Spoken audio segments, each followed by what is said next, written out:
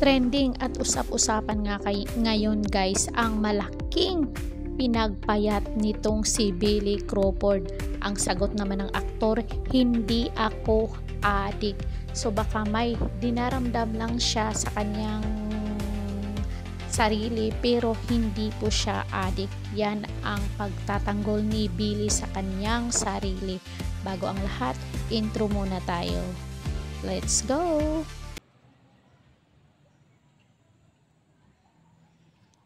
Please subscribe Caridad Official TV.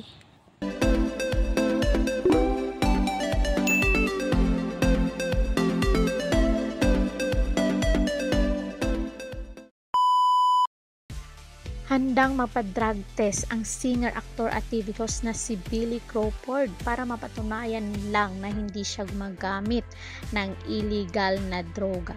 Ang dahilan ng kanyang pagpayat, yan yung napapansin ng mga tao, yung kanyang health. Ipinagdiinan ng asawa ni Colleen na hindi siya adik at walang kinalaman sa drugs ang pagbaba ng kanyang timbang at kung ano man ang hitsura niya ngayon. It's like a circle sa life ko. It's a non-stop conversation in my nutrition or my diet. I'm not on a diet. Ang simulang pahayag ni Billy. So maraming bumabati ko sa kanya na addict siya. Dagdag pa niya, it used to face me, it used to get me, it used to may kurot ng konti pero now, it really doesn't anymore. Nakakatawa na lang. Saad pa nito, sa mga nakakilala sa akin, I am by far one of the few artists who are the ones who don't try drugs. Saad pa ni Billy. We can all take a strand of our hair and do test ngayon din. Pwede kong hamunin lahat ng tao dito ngayon. No problem. I have nothing to hide, ang matapang na sabi ng singer at TV host. Hindi po ako addict.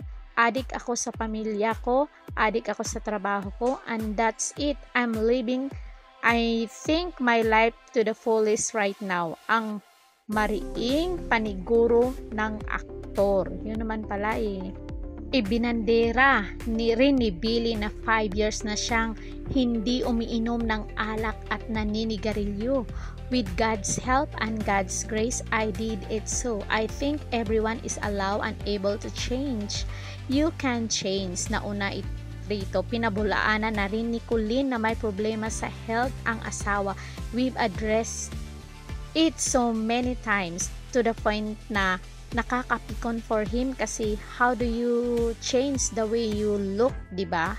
Baka pumayat siya kasi hindi siya umiwas na siya sa pag-iinom at paninigarilyo kaya nagbago yung hitsura niya kasi hindi naman madaling kumawala sa isang bisyo. Whatever he looks right now, it's not an unhealthy thing. Aniya pa ni Colleen. Grabe rin daw kasing magtrabaho si Billy kasabay sa pagbabiyahe niya sa ibang bansa. Yung trabaho niya doon, hindi hosting, nag-perform talaga siya as music festival. O baka workaholic lang talaga siya. Need niyang magpahinga para or baka minsan na-stress din kasi yung tao. Kaya pumapayat or hindi nakakatulog.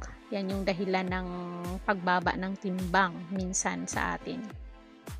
Hindi lang nakakaabot dito, hindi kasi siya masyadong nag-share sa social media pero he performed talaga almost every day that he's there in France. Talagang papayat siya.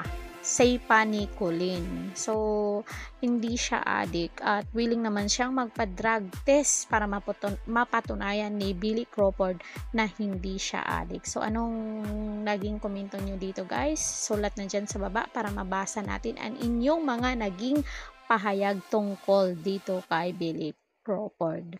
Huwag niyong kalimutang i-like, share, comment, at subscribe para ma-update kayo sa ating mga latest chika dito sa showbiz.